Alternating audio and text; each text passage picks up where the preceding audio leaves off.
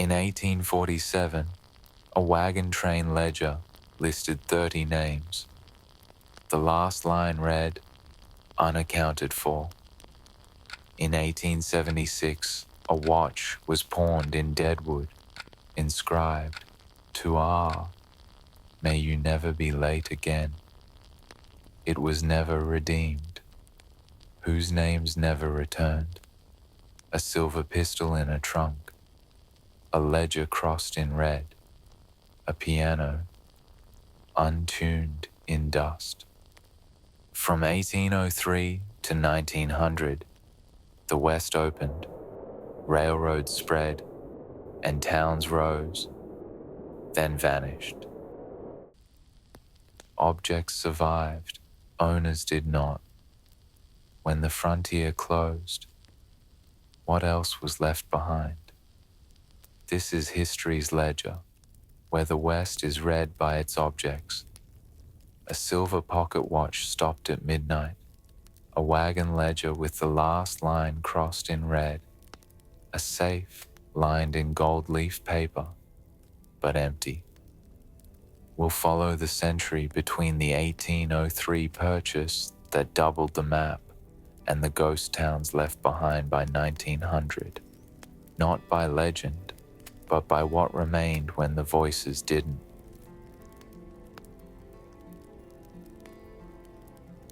Deadwood, 1876. A counter nicked by spurs, oil lamps hissing in a draft, dust on the piano keys. A pawn ticket slid across the wood. The watch beside it was heavier than it looked. Silver case, engine turned back, lid engraved. To R, may you never be late again. The pawnbroker wound it out of habit. The hands didn't move. $2, a neat mark in a small book. No name. Outside, the town smelled of wet lumber and coal smoke. Inside, luxuries pretended the mud was marble, crystal decanters catching lamplight, ostrich feathers dipping as doors opened and shut. The watch stayed in the drawer. No one returned. 1847, 30 years earlier. A wagon train ledger crossing the Platte River. Names written in independence. Names crossed out when cholera took a man at noon and laid him in the dust by supper. One child born at Fort Laramie, one line added. At the bottom of a page, not a name, just unaccounted for. Ink that refuses to explain is a kind of weather. It moves across every column. The century opened with a signature. December 1803. The Louisiana Purchase doubled the map. Trails hardened into roads. Ferries became bridges. One side of a river sold a table to buy a wagon. The other side logged a name into a railroad book that changed the year someone would die. Luxury went west with no promise it would survive. Pianos dragged past alkali flats. Canes with ivory handles laid beside flour sacks. Champagne uncorked in Tombstone beside men dining on beans. Refinement didn't win the West. It waited in burned rooms like perfume. The pawn shop ledger thickened. Silver pistol, 2 brooches, 1 velvet glove. Across the street, a theater posted Hamlet, starring MC. No record of MC survived the winter. The Playbill did. Open a safe in a bank that hasn't locked in years. Inside, gold leaf paper, curling. No coin. Just shine where there used to be value. Between shows and shootings sat the ledgers, cattle tallies, hotel books with guests recorded as initials, church rolls ending midweek when the preacher joined the poker game 2 towns south. The closer it came to 1900, the more the frontier sorted itself into forms: law, rail, tax. The word frontier shrank to a margin in an atlas. The watch in the drawer felt heavier the longer it waited. Who was R? A lover's gift? A father's promise? The inscription was a hope. The town rewarded chaos. If you made it to morning, you were on time. In Tombstone, a trunk inventory listed: velvet gloves, silver pistol, child's shoe. The clerk wrote no claimant with a flourish. He could have written no witness. We teach the West in dust and spectacle, but the truth lives in the silences. A ledger ending with unaccounted for. A piano sitting in a room whose floor rotted beneath it, but whose keys stayed white. The saloon next door plays one chord flatter than yesterday. The piano shifted to make room for a card table. The ostrich feather hat left on the bar now wears a bloom of mud. The decanter is empty.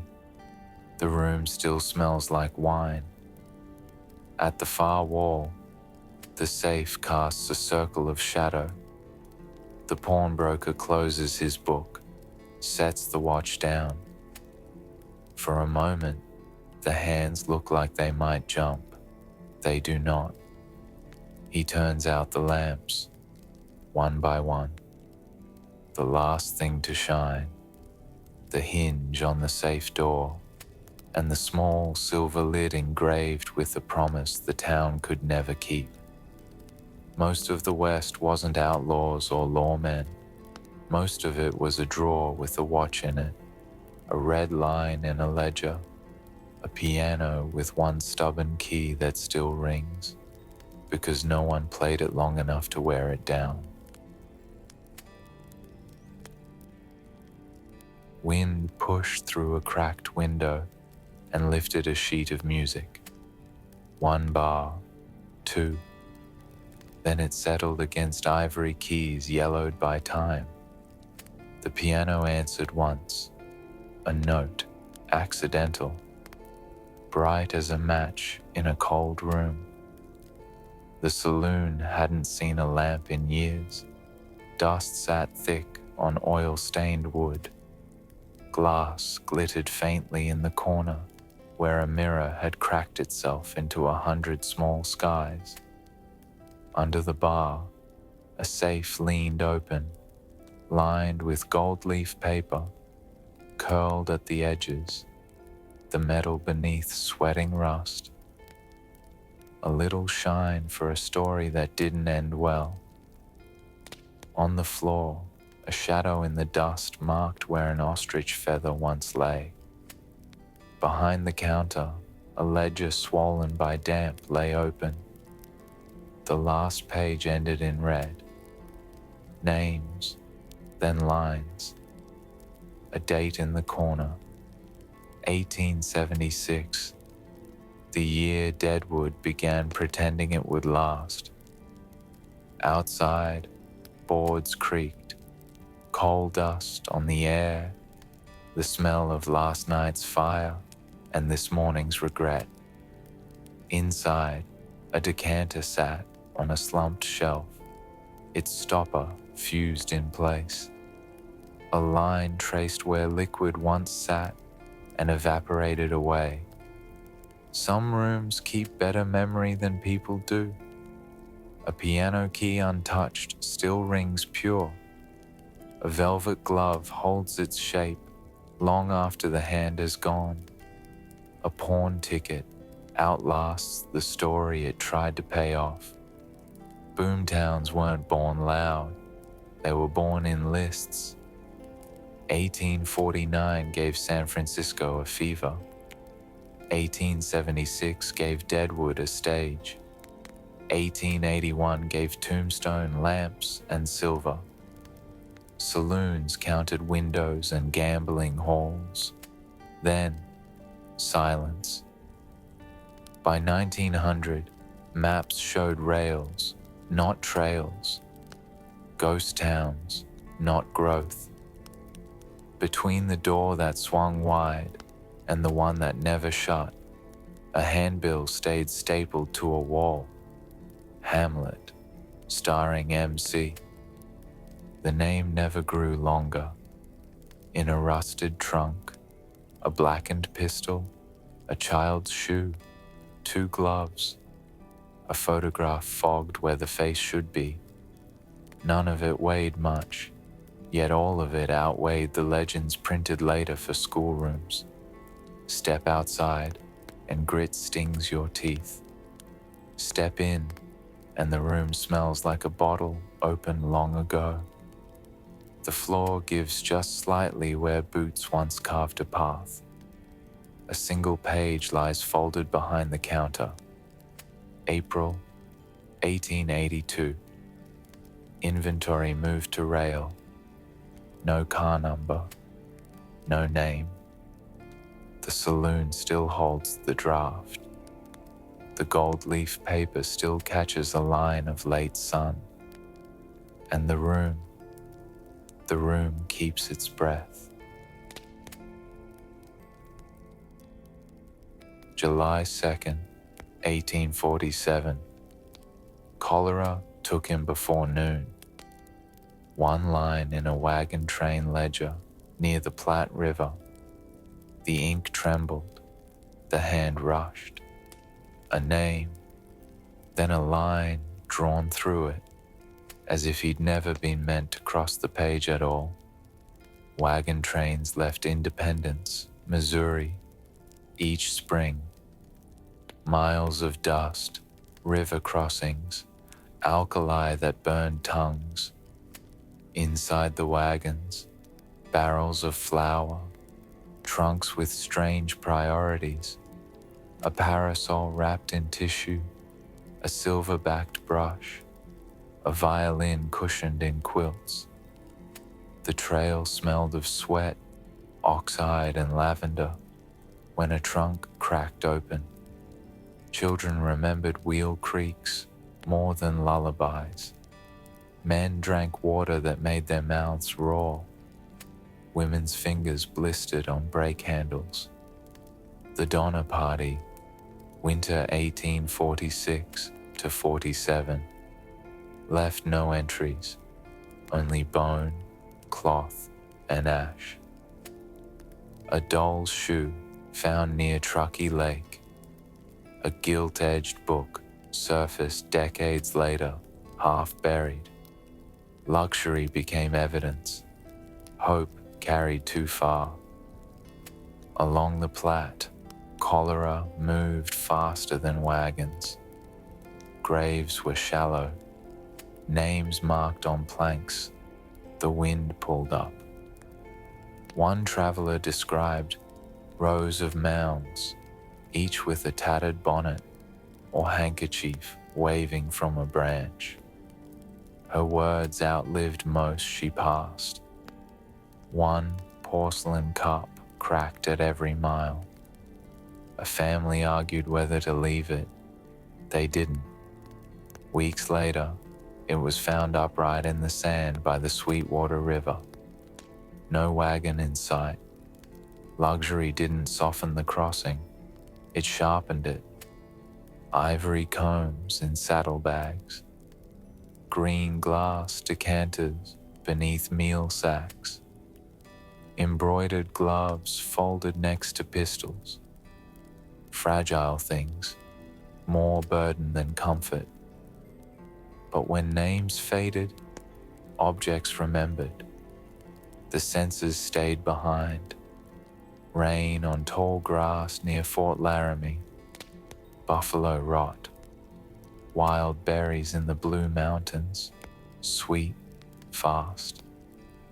And snow, heavy, closing the pass. The 1847 ledger held 30 names. How many returned to memory? How many stayed crossed in red, waiting for someone who never came? The page does not say. The trail keeps its own account. The last line reads only, unaccounted for. The first sound was wrong for an empty room. One piano note, wind through the door, a loose key answering. Bright, brief, then dust. Deadwood, 1876. Lamp glass humming in a draft. Floorboards sticky from last night. Outside, pine pitch and sawdust. Inside, whiskey, coal smoke, and a handbill. Hamlet, starring Mercy. No name followed. Winter did. The playbill stayed. Tombstone, 1881. Silver coins clacked on marble. Champagne in crates beside pickaxes. In a milliner's window, 2 hats wore ostrich feathers taller than the cents that bought them. Down the street, an undertaker folded silk lining into a box not yet filled. By midnight, lamps tried to outshine desert dark. By morning, someone swept a broken crystal stopper into a pan. No bottle to match. No one asked. San Francisco, 1849. Tents gave way to painted fronts in weeks. Wharves smelled of pitch and sweat.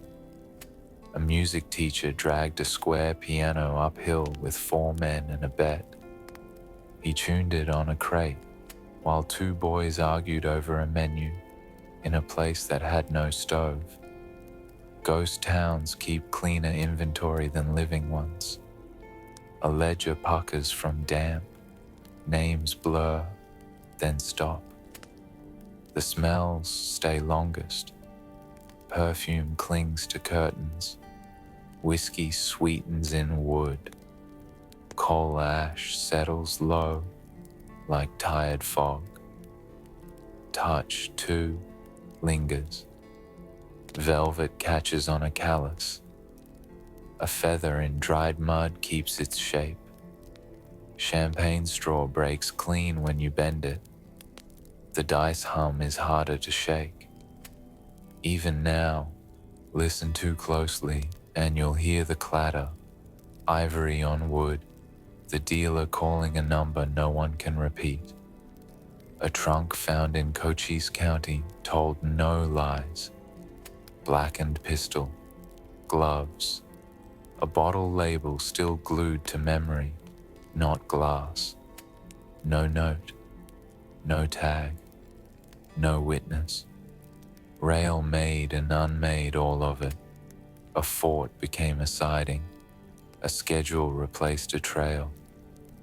By 1900, the frontier became a file name.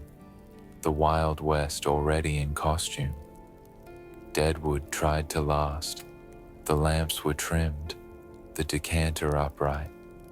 The piano played a waltz in whole phrases. Then a storm turned the street to river. The ledger added a year to the top of a new page and kept moving.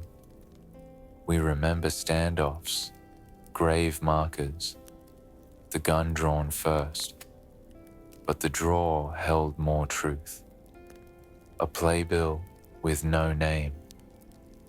A pawn slip with no address. A safe lined in paper and absence. Lift the handbill. On the back, grocer's notice, April 1882. Coffee arrived by rail. Stage delayed. Evening recital. 3 sentences, 1 town. The recital happened. The name didn't survive. Perfect note, Joshua. The stage manager's note was scrawled in brown ink, tucked into a splintered trunk beneath pieces of torn velvet and props that hadn't been touched in years.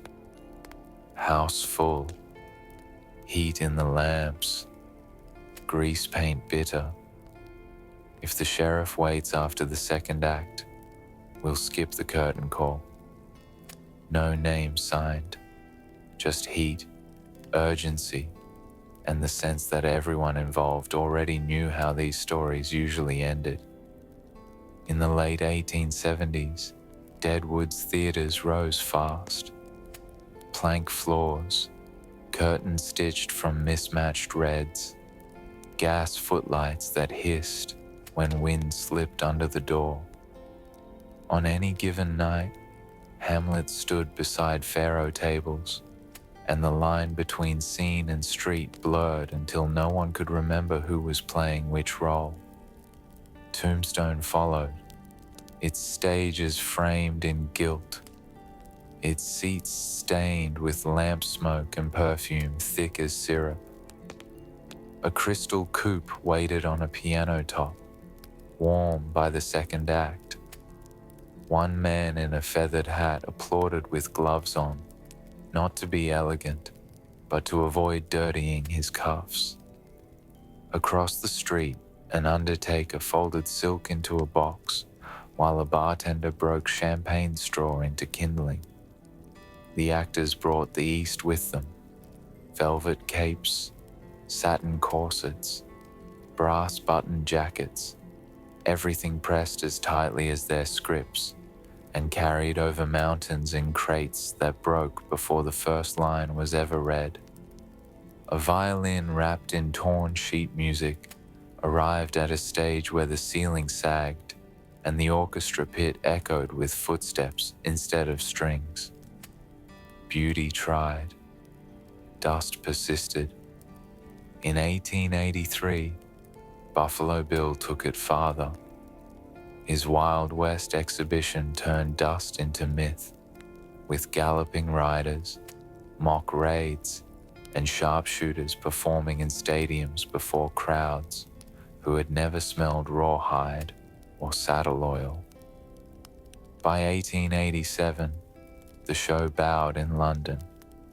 Sitting Bull appeared for one season and walked away when the script grew too narrow for his life. The costumes outlasted the man.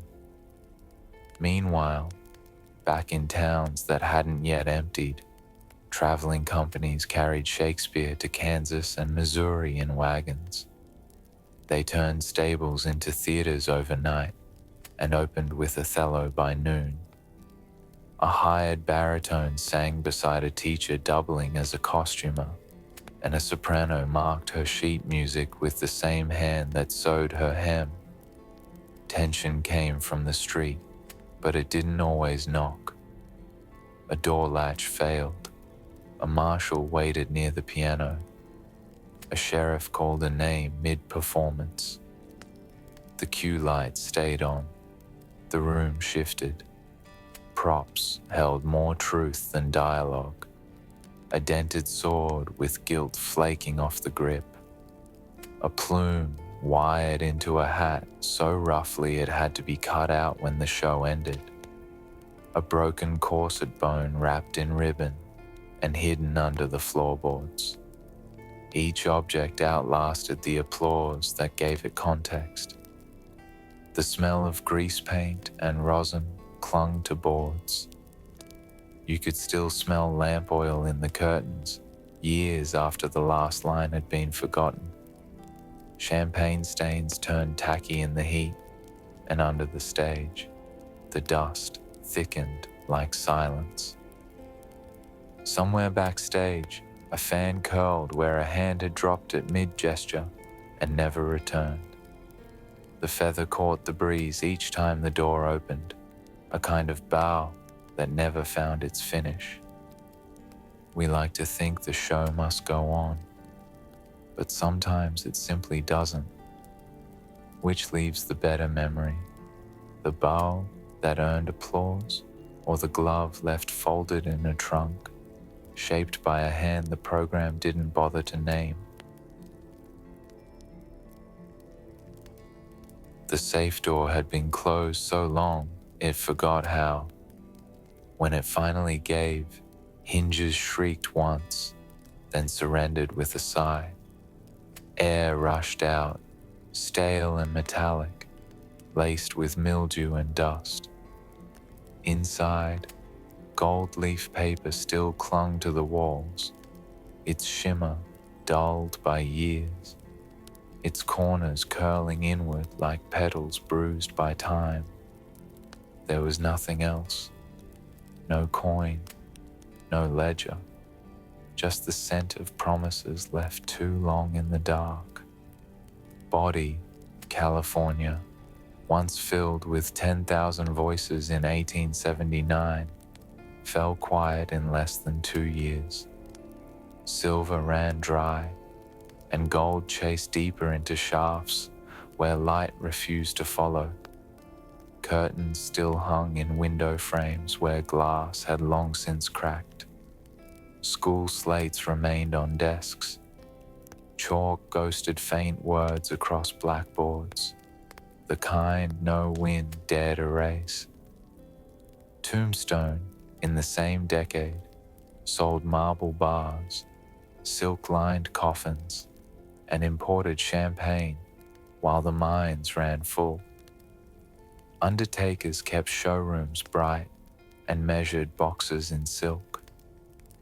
Then, the silver veins collapsed, and with them, the reason to dress for dinner. Within a decade, the marble cracked from cold and silence. The brocade curtains wilted, champagne crates burned as kindling. Deadwood glittered for a season, sparked by gold dust and newspaper stories that made men into myths before the ink was dry. When it slowed, the boarding houses emptied and trunks sat too long in attic rooms. When they were finally opened, they offered only objects that had outlived their owners: velvet gloves, pawn slips, hymnals still marked with ribbon, each item as dignified as it was forgotten. Ghost towns breathe in their own way. They do not shout. They whisper in creaking shutters, in warped floorboards that hold footsteps too long, in rusted signs that pivot gently in wind. Wallpaper peels where plaster has fallen. Touch a wall, and gold dust powders your fingers. Not real gold, but the foil meant to reassure visitors that value had once lived here. What was luxury becomes artifact. A brocade chair with its fringe eaten by mice. A crystal decanter clouded by time and damp. A playbill for a show that never sold out. A ribbon pinned to a mirror cracked down the middle, reflecting a room no one claims anymore. In Colorado, one ledger ends mid-entry, April 1883. 2 guests, 3 horses, payment. Then nothing. A torn page. The weight of a sentence abandoned. The towns emptied with the same quiet they were built in. Rail schedules changed. Mail routes vanished. And though people left, the dust stayed, thick in drawers, sweet with old ink, tasting faintly of iron on the tongue. Inside the safe, the gold leaf paper still catches a shimmer. It reflects nothing back. The door never fully closes. It groaned before it opened. The bank safe in an abandoned Colorado town leaned forward, its heavy door ajar, unwilling to seal the past. The dial spun once when the wind caught it, metal teeth clicking like dice tossed across a saloon table.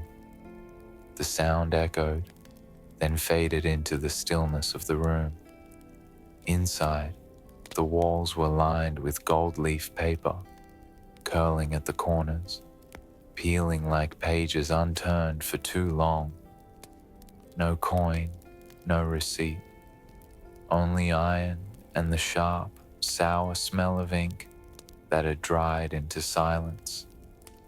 Across the street, the hotel's dining room held onto objects that once signaled permanence. A marble counter chipped at the edge where someone slammed a coin too hard. Damask chairs threadbare but still proud. A broken champagne crate now used to prop open the pantry door. Once they had served oysters here, ordered by rail from San Francisco. Now the kitchen smelled of cedar and mice.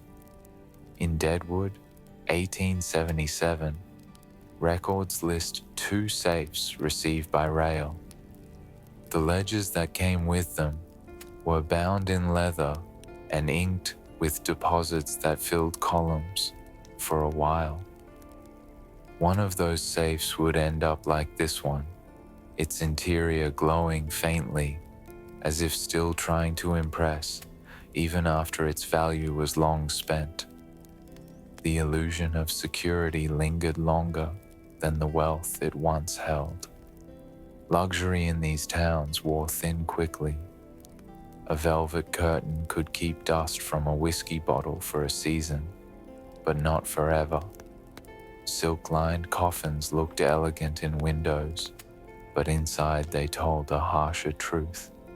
Death traveled well-dressed here, and often unaccompanied. In Tombstone, the safe in the assay office still squeals when opened. Inside, nothing but a scrap of receipt paper, half inked, half eaten by damp. The coins once inside were long traded, the ledgers long faded. Yet the safe held on, not to money, but to memory. You could still taste metal in these places. It lived in the floorboards, in the rust on the hinges, in the air itself. Even a quiet breath left behind the sense of iron. These towns tried to keep history sealed in vaults, but vaults grow heavier when empty. They remember weight. They complain when forgotten. And even in silence, they refuse to fully close. Which lasts longer, the gold once locked inside, or the sound of the door that won't quite shut? The hinges gave with protest. When the lid lifted in a boarding house long emptied of voices, the room answered in dust. A single breath stirred air that hadn't moved in years. Inside the trunk, tissue paper peeled back like frost. Beneath it, a pair of velvet gloves, wrists stiff from time. An ivory comb missing 3 teeth. A silver pistol gone black in its scrollwork. A panel of brocade the color of wine, and a book with no title left on its spine. The smell was faint but persistent. Old soap, dried perfume, and leather left too long in silence. In Tombstone, when trunks overstayed their welcome, the sheriff was called. Inventories followed. One list read: gloves, pistol, dress panel, book, no claimant. The handwriting was neat, careful not to guess. In Deadwood, 1878, a stranger's trunk included 2 playbills, a pair of mismatched boots, and a photograph faded at the face. The ledger entry ended with a flourish, a small twist of ink in the margin, something unsaid but felt. In Bodie, the roofs failed before the trunks did. Lace yellowed, Cord frayed, but the contents kept their shape. Birds nested in bonnets, mice chewed silk. Even then, the objects told more than the stories sold in dime novels. A comb said someone once cared for her reflection. A pistol said someone expected trouble. The gloves said a night had been planned and left unfinished. Rooms like this don't just hold things, they hold decisions. What was folded, what was hidden, what was never returned to. You can still taste the metal in the dust here. Touch the brocade and it crumbles like a dry leaf. Run your thumb along the comb and feel the snap where something broke and wasn't repaired. The pistol leaves a grey smear you'll carry home in your palm. Outside, a sign creaks on its last nail. Inside, a shaft of light catches the gilt on the book's edge, the kind of glow that never lasts, but asks you to notice it once before it fades. These trunks were never just storage. They were silhouettes of what someone planned to wear, give, carry, or keep.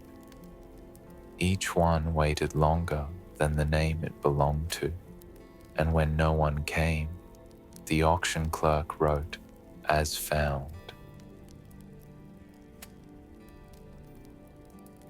Guest, JH, 2 trunks.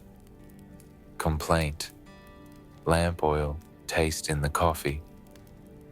The hotel register from Deadwood, 1877, bore the entry in a clean hand, though the ink stuttered mid-sentence, as if the clerk had looked up at something and kept writing like it hadn't happened. The lobby was too polished for its age. Crystal chimneys shined with vinegar, marble counters still cold under hands that had never touched marble before. Ostrich plumes quivered from hat racks each time the door slapped. A brass bell waited on the desk, sharp as a pistol crack when struck too hard by someone unfamiliar with hotel manners. Upstairs, a piano murmured through the parlor wall. Not music, but warm-ups, scales and chords interrupted by the thump of a floorboard dropped in frustration. Outside, a preacher called for calm no one expected. Inside, tension gathered like fog, soundless but present. In Tombstone, the hymnals at St. Paul's were gilt-stamped and arranged in quiet rows. On Sundays, the air smelled of lamp oil and starched collars. By Wednesday, it smelled of dust and men sitting in the back pews, waiting for the sheriff to finish his business 2 doors down. The bell rope in the vestibule frayed, where too many hands had pulled without reverence.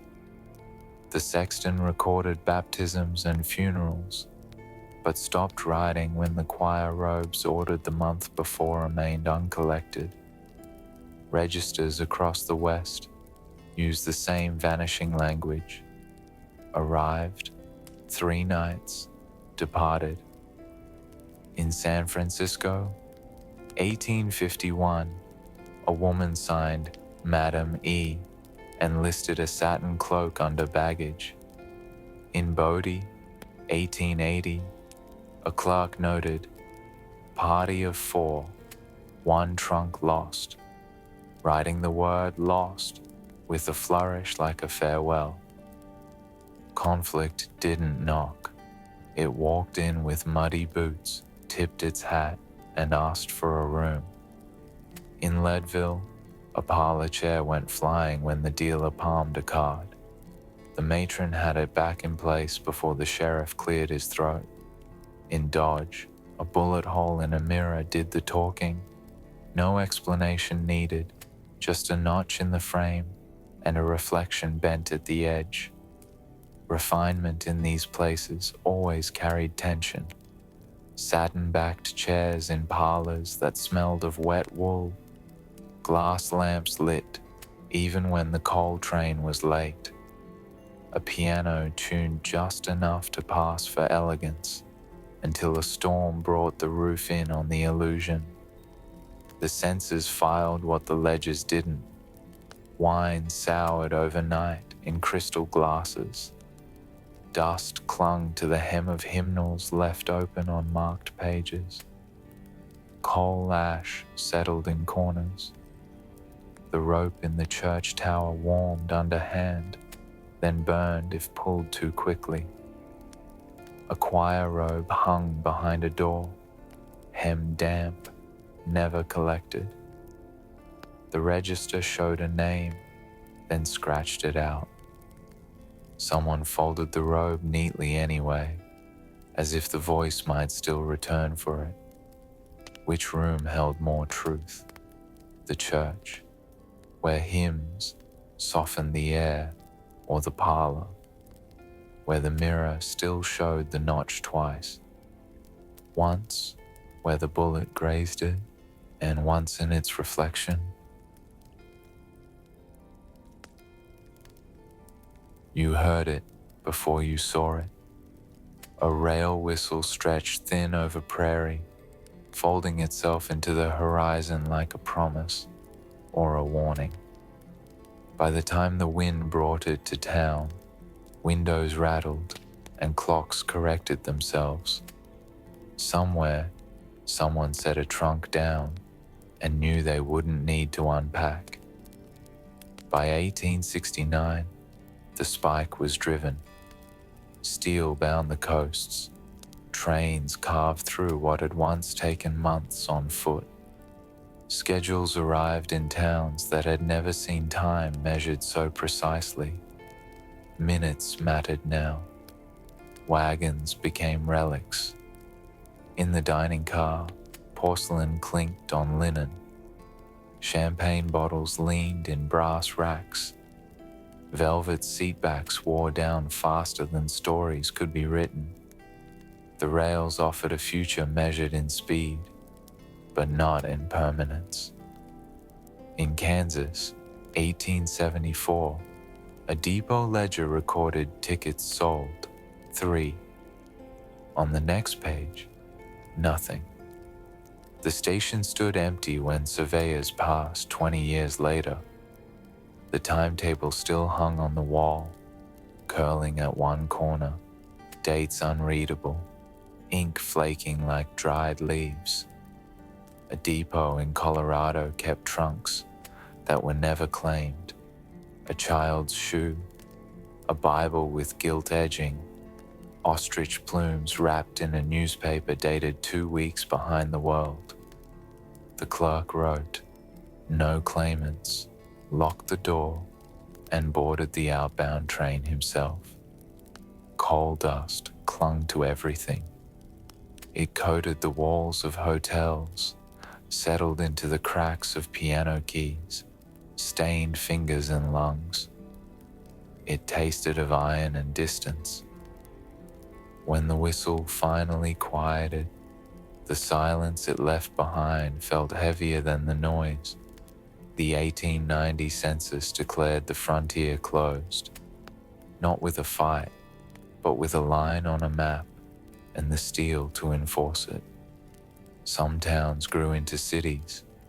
Others folded their curtains and kept the dust company. In a depot near Cheyenne, a timetable still hangs. Brown paper, ink faint, pinned above a bench no one has sat on in a century. The train left, the list stayed, and that whistle, the one that brought the world closer, now only arrives in memory if you felt the dust in the depot, if the velvet, the rusted trunk, or the flake of gold leaf paper caught you just long enough to pause. Tell me in the comments. Like this story if the silence spoke louder than the myth. Subscribe to History's Ledger, because the next town still waits, and the next drawer is already half open. The gavel struck once, then twice. A room in Kansas, 1879. The air smelled of dust and oilcloth. Hats were removed, chairs mismatched. A brass lamp hissed faintly above the desk, and beside it, the clerk's hand moved steadily through the ledger. Lot 14, one trunk, contents as found. The ink blotted where the table shook. They sold lives by the list, a silver watch, initials worn to suggestion, an ivory comb missing teeth, a brocade shawl folded tight, a small book with no title left on its spine. The clerk paused before writing pistol, then crossed it out and replaced it with firearm, as if the change softened its shape. In Deadwood, 1877, pawn slips lay tied in twine, one for a watch engraved, to "Ah, may you never be late again." It brought $2. It was never reclaimed. The pawnbroker noted unredeemed, turned the page.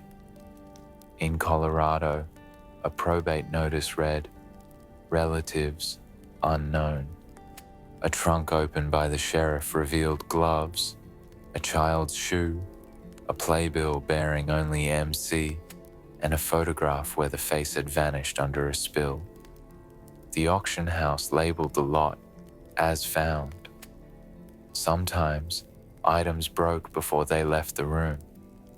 A crystal decanter snapped at the neck on the way out, leaving a bright line of light on the plank floor. A parasol was opened too eagerly and shed its fabric like a confession. A woman folded it gently, took it anyway. Sound recorded what ledgers could not. The gavel, the door hinge, the shuffle of coins counted, not quite enough. Each lot had a story, even when no one asked. Hat with feather, but the quill was cracked. 4 books. One still held a pressed pansy. Shoes matched. Though one sole carried an imprint, the other did not. In the back, a woman traced her name into the flyleaf of a Bible purchased with her last coin. A man bought a trunk and boarded a train without opening it. The clerk added one more line. One strap, used. He sold the belt from his own waist when a drifter's broke. Wind pushed grit through the floorboards. The lamp guttered once. The gavel tapped again, and the auction went on. Not to sell memory, but to clear the room it once occupied. The door opened a few inches, then caught. Wood warped from seasons that outlasted sermons. Inside, the air was cool, faintly sour with lamp oil and damp. A bell rope hung near the vestibule, frayed where hands once gripped it every Sunday. Today, it moved without touch. A breath of wind tapped the clapper against brass. One thin note, then stillness. In Bodie, 1879, the church register rests beneath dust. Neat columns, baptisms, marriages, funerals. Ink darkens where grief was heavier. One entry ends mid-word. Bapt, the pen never returned.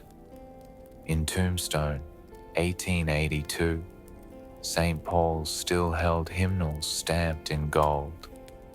A few remain, tucked between pew cushions worn by coats, long vanished. One book lies open, a blue ribbon marking lead, kindly light. A page turned and never turned again. The rooms remembered what the ledgers couldn't, the scent of starch in choir robes, beeswax rubbed into pews, lilies fading in borrowed saloon jars. Later, mildew replaced it all, even the perfume, even the cologne of men who sat far enough back to pretend belief. In a schoolhouse nearby, crystal inkwells remain clouded, slates cold as river rock. A globe's brass axis spins with the lightest touch. The windows show only dust now, but once they framed children who sang louder than they studied. A font stands by the altar, water-stained and green at the rim. A candle snuffed too soon left a ring of soot against plaster. Beneath the bell tower, the rope is worn smooth in one place, not from reverence, but repetition. Ghost towns never learned to close their ledgers properly. One Nevada church notes, communion plates returned, yet they remain behind glass. The coins long spent, the prayer folded. A choir loft still holds skirts hemmed too quickly and collars stitched for boys who grew up too far away to wear them. Silence arrived not all at once, but gradually. A thumb left a groove on the edge of a pew, same seat, same hand, week after week. A wax thumbprint lingers on the base of a brass candlestick. Someone rubbed their name into the wood of a desk and never came back to see it fade. These rooms were built to hold belief, but they also held departure. A teacher's desk in Dodge bears the small burn mark from a spilled lamp, never sanded out. In Leadville, a choir robe hangs alone, hem stiff with starch, the tag still blank. And yet, the wind still turns pages. A hymn book lifts, settles, the ribbon stays. The paper had thinned to tissue, a playbill, still pinned to the saloon wall in Deadwood, 1877, fluttered when the wind slipped through a crack in the boards. The title remained, Hamlet, starring MC. The actor never made the papers. The initials never became a name. Inside, the room smelled of lamp oil, smoke, and wood varnish soaked with whiskey. The curtain had been stitched from two different shades of red and never matched. A piano in the corner rattled when boots crossed the floor. Its keys were tuned enough to carry a song if the crowd wasn't listening too hard. Costumes lay folded in trunks, dragged from one town to the next. Velvet capes, dented prop swords, ostrich plumes wired into hats. On stage, they looked elegant under gaslight. In daylight, they sagged like tired silk. Some actors vanished mid-tour.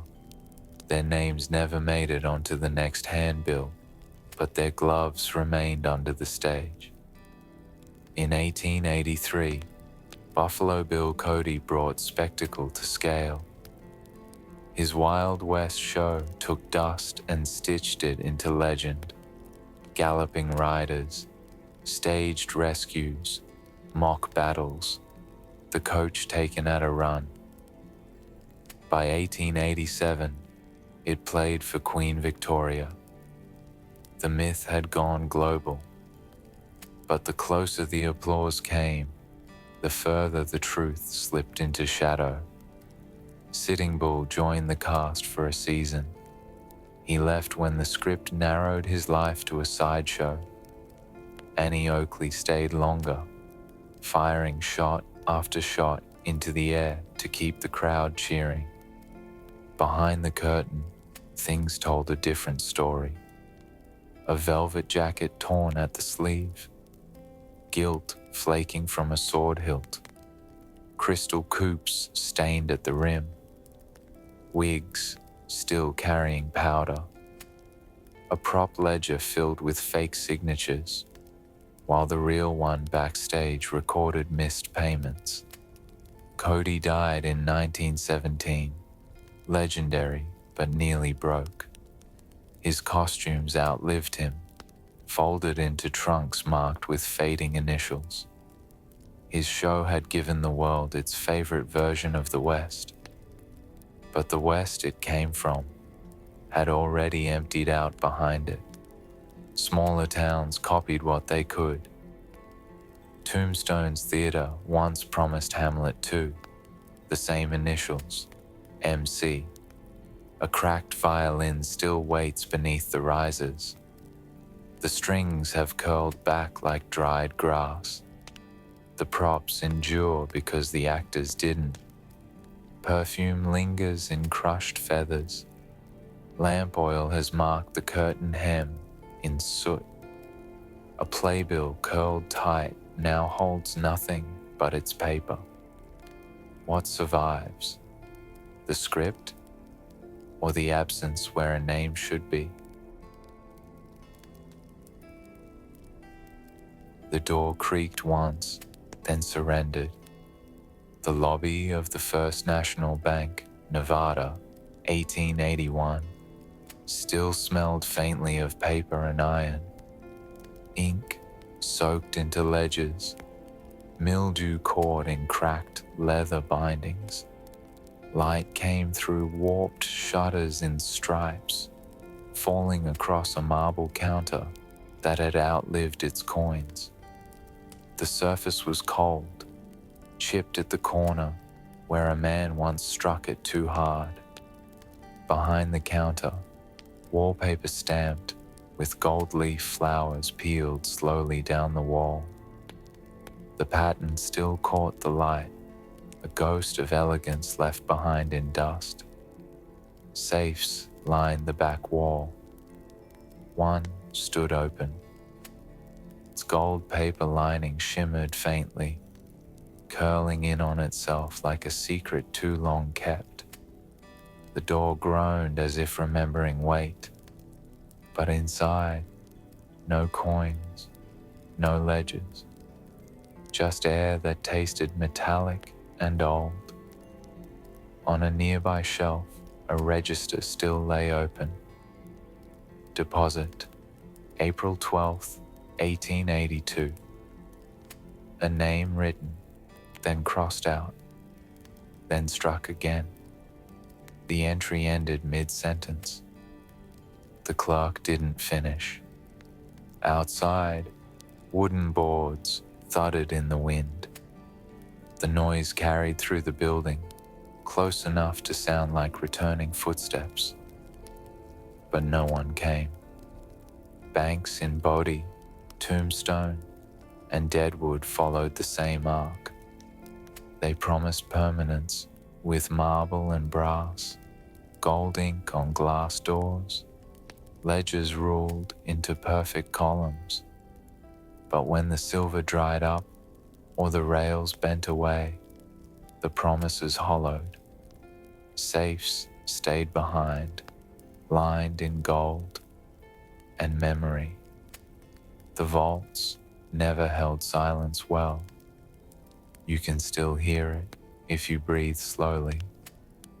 The tick of a pen long gone, the hush after a drawer closed on someone's last deposit, the echo inside the safe when there's nothing left to guard, which lasted longer, the coin that disappeared by morning, or the paper meant to hold its name. And if the clerk had finished that entry, what would he have written? Or did he stop? because he knew the bank had already gone.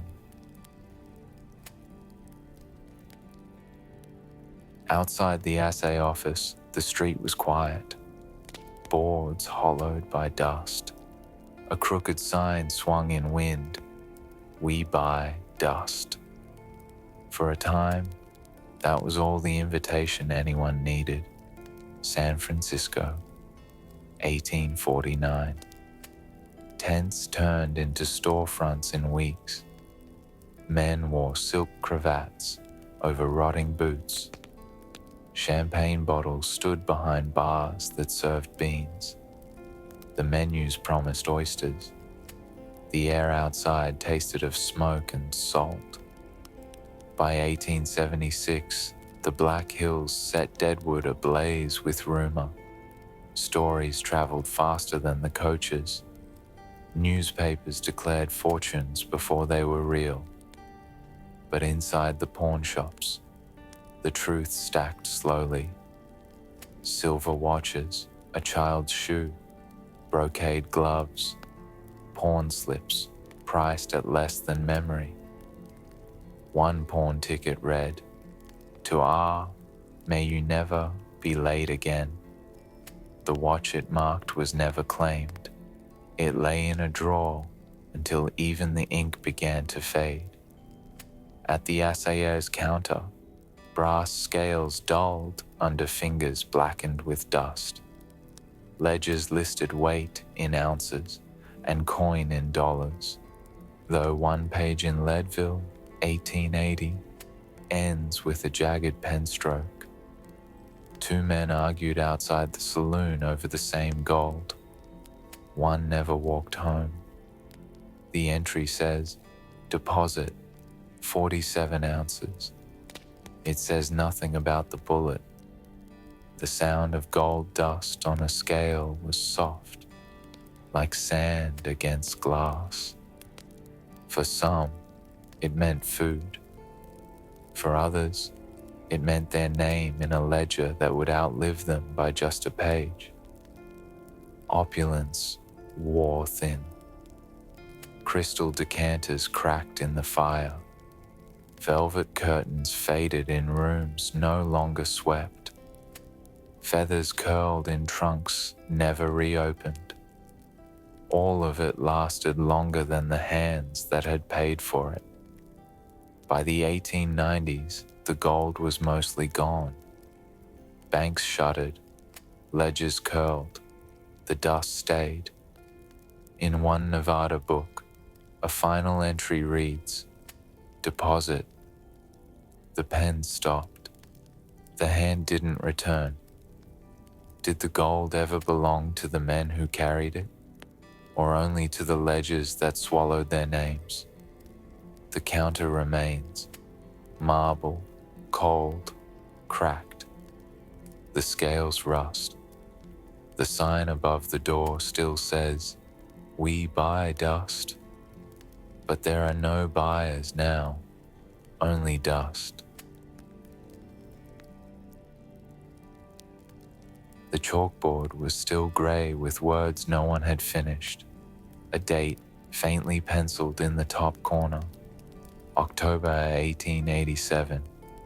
Below it, an equation smudged by a sleeve that never returned. Dodge City's first schoolhouse opened in 1873, built of raw timber, smelling of damp boards and lamp oil, ink-stained fingers and cuffs. Chalk dust settled into every seam. A brass bell marked the start of each day. Its rope frayed slowly, softened where it had been held too tightly, too often. Even now, the dust clings to desks, slates, windows. It tastes dry on the tongue. When the wind came in through the planks, it scattered everything that hadn't already settled into memory. In Bodie, the 1879 register listed 40 students. 2 years later, names were struck through in hurried lines. Families packed wagons before the silver ran dry. A note reads, "Books to be collected." But the books remain, primers beneath broken windows, spines browned, titles legible only when the light hits right. Refinement reached these places, even if it didn't last. Crystal inkwells lined up like trophies. A damask cloth draped the teacher's desk. A globe spun too easily, brass fittings still gleaming.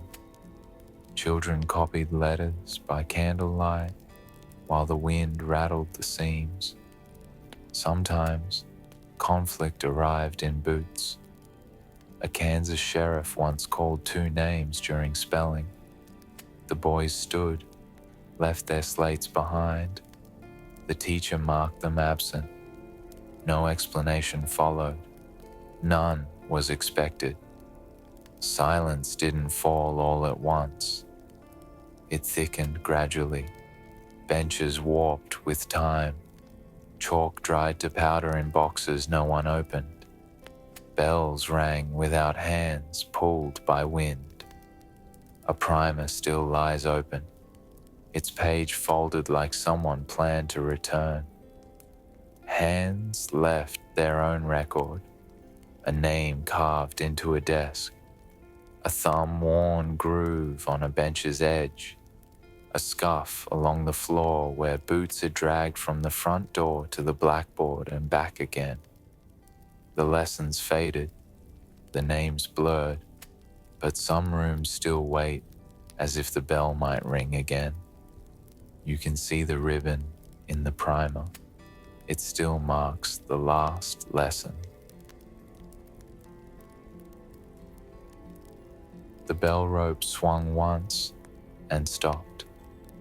No hand on it, only wind pressing through the tower's cracks.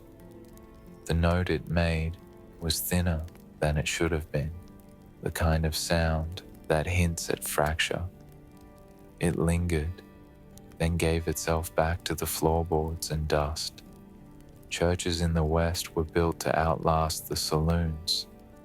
Tombstone St. Paul's, raised in 1882, opened with straight-cut boards, polished brass candlesticks, and hymnals stamped in gold. The air at first service carried starch and lilies. By winter, it carried coal smoke and quiet fatigue. In Deadwood, pews still held the shape of shoulders. If you sit now, you can feel where one thumb pressed into wood week after week, not with reverence, but routine. A groove worn deeper than most prayers. At a church in Bodie, the register ends with Bapt, the pen lifting mid-word, never returning. Whether it was baptism or burial, the page doesn't say. Only that something was about to be recorded, and wasn't. Details lingered, a choir robe still hanging behind the altar, hem stiff with starch, sleeves never worn. A candle stub burned to the base, its wax pooled into a cracked brass dish. A font stained green where water once rested, now dry as the room itself. The rooms absorbed the voices that passed through them, miners who sang only on Sunday, women who held their breath during the final verse, children tracing their names in the hymn book margins. Some stayed, most didn't. Services stopped long before the buildings collapsed. Pages curled where they had been left open. Rock of Ages, abide with me, lead, kindly light. Lyrics waiting for a breath that never came. Conflict didn't always arrive with gunfire. Sometimes it stood outside. Sometimes it sat in the second pew. In Leadville, A pastor halted a sermon when deputies came through the back. They said nothing, just pointed. The man rose. His hymn book stayed behind, still open. The sexton later wrote, "Service interrupted," then nothing more. The five senses filed their own liturgy, the scrape of a boot on floorboards, the bitter powder of lamp smoke in the air, the cold brass of a bell rope just before dawn. We remember the buildings, but not who they waited for. And still, in the choir loft, a ribbon holds its place. The song it marked has not been sung. The posters flaked first, paste dried, corners curled, paper turning brittle against clapboard. A bold headline still faint. Grand Exhibition, Cody's Wild West, 1885. The lithograph showed riders at a gallop, a rifle frozen in midair, smoke curling upward. The faces blurred, washed away by rain and time. Buffalo Bill Cody knew how to turn distance into theater. In 1883, Omaha saw his first Wild West show. Tents stretched, flags lifting, horses pounding dust into rings. By 1885, the tour reached New York. By 1887, London. In Queen Victoria's Jubilee year, thousands pressed close to watch a pageant of a country they had only read about. Annie Oakley shattered cards from the air. Sitting Bull, invited for one season, waved from horseback. Crowds cheered as though conquest could be clapped into fact. The smell of grease paint mixed with horse sweat. Gunpowder smoke curled from staged skirmishes. Candles hissed in lamps, their soot marking the canvas overhead. Audiences breathed coal smoke from the trains that had carried the troupe across states and seas. Inside the arena, the air was dense, sweet from perfume, sour from animals, sharp from powder. Objects told the truth more than the program. Velvet jackets lined in satin, worn thin under heavy sun.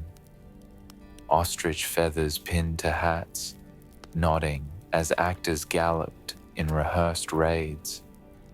Crystal coupes clinked backstage where champagne was served warm. Gilt harnesses on horses shone bright, then cracked where leather bent. Props turned fragile fast, yet for the moment they carried glamour. Conflict walked behind the curtain. Actors went unpaid, horses sickened, creditors waited. One trunk inventoried after the 1889 season listed a silver-trimmed bridle, 2 costumes, 4 wigs, and a bundle of unpaid drafts. The show's size masked debts that traveled as fast as its fame. Cody invested in mines and hotels, but the soil yielded less than the applause. By the time of his death in 1917, he was legendary, nearly broke. The velvet costumes outliving his fortune. Smaller towns tried their own stages, imitating his spectacle. Deadwood posted handbills for Hamlet, with only initials for its star. Tombstone's Playhouse stored a cracked violin and a box of gilt swords dented in mock jewels. A trunk held feathered headpieces that still smelled of mildew when lifted decades later. Props endured, names faded. Audiences remembered the sound. applause rolling under a canvas roof, hooves striking boards. Children remembered the taste of licorice bought at the tent door, the bitter smoke of powder in their throats. Actors remembered the heat, lamps too close, satin sticking, rouge clinging to skin. When dawn came, the tent smelled of wax, ash, and sweat pressed into canvas. The West was still unfolding in sweat and blood, but audiences chose its performance instead. A theater of rifles and rescues gave them certainty where the real land gave none. They bought tickets to a world already closing and carried home programs that browned at the edges. Which endures longer, the spectacle under lights or the silence afterward? The posters peeling or the props stacked in trunks with no one left to open them? The cheer or the ribbon pinned to a costume in a town that no longer stands? The applause has gone quiet, the trunks remain. The poster clung to the wall longer than the town itself. Grand Exhibition, Cody's Wild West, 1885. Ink washed pale, paper flaking, but the outline of horses still galloped in silence. A rifle raised midair, a plume of dust rendered in curls. The names blurred to ghosts. Buffalo Bill Cody had built his first full show in 1883, a traveling pageant of the frontier.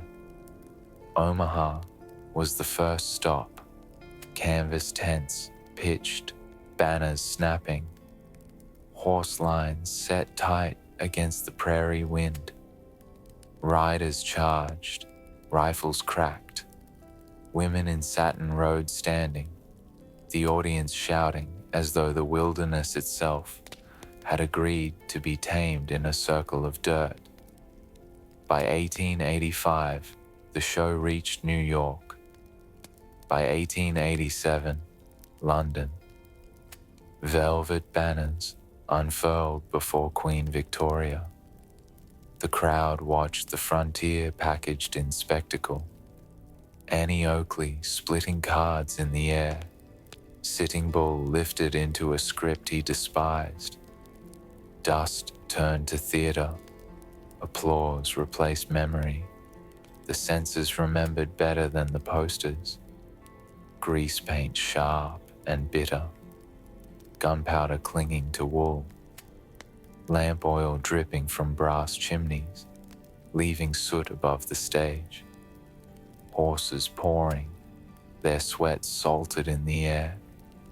Champagne gone flat in coops behind the curtain, crystal ringing when set down too quickly. The taste of powder rode the tongue for hours after the show, metallic and acrid. Objects left the stronger account. Velvet jackets lined with satin, stiff at the seams where sweat had dried. Ostrich feathers curling in damp, their wire spines bent from travel. Gilt harnesses cracked where leather folded. A silver bridle inventoried in 1889, along with wigs and unpaid drafts.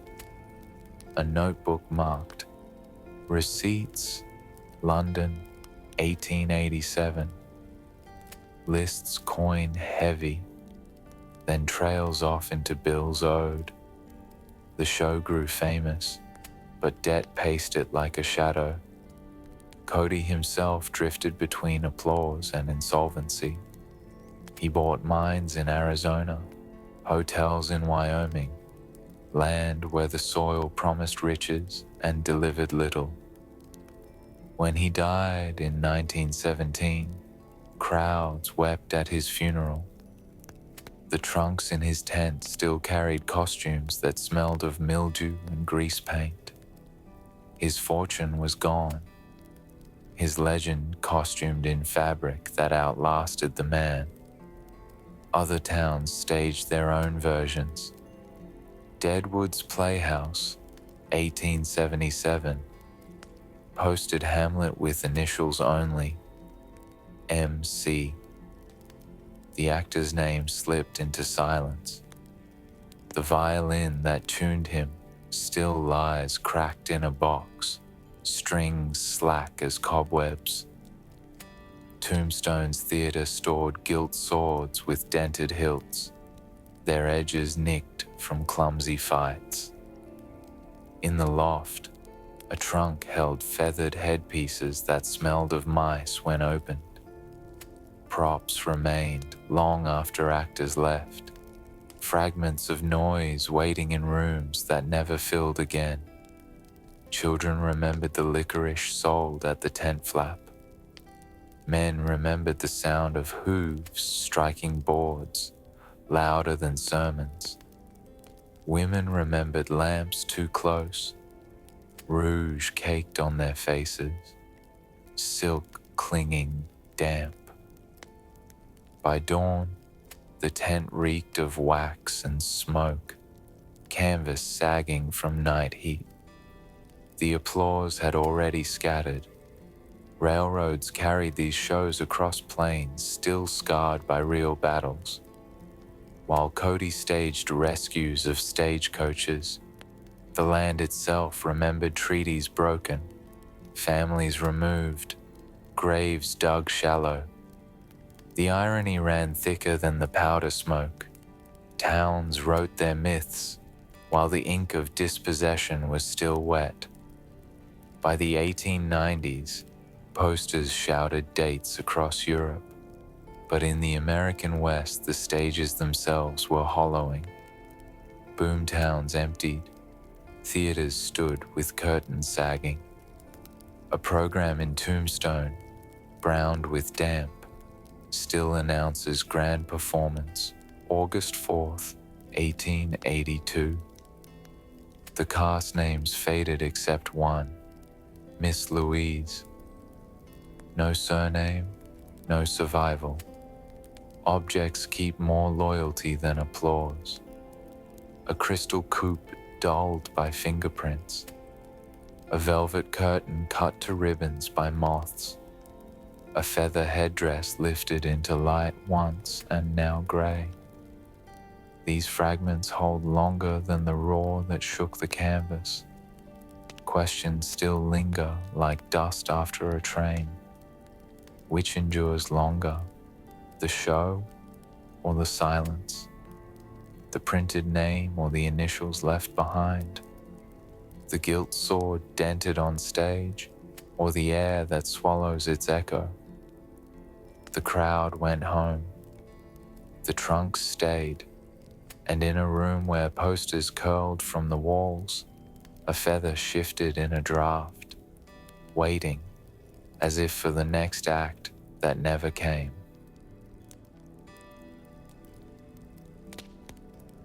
The posters clung until they couldn't. Grand exhibition, Cody's Wild West. The paper thinned, the horses blurred, the rifle a smear of ink, the plume of dust dissolving back into real dust. The show was louder than the truth.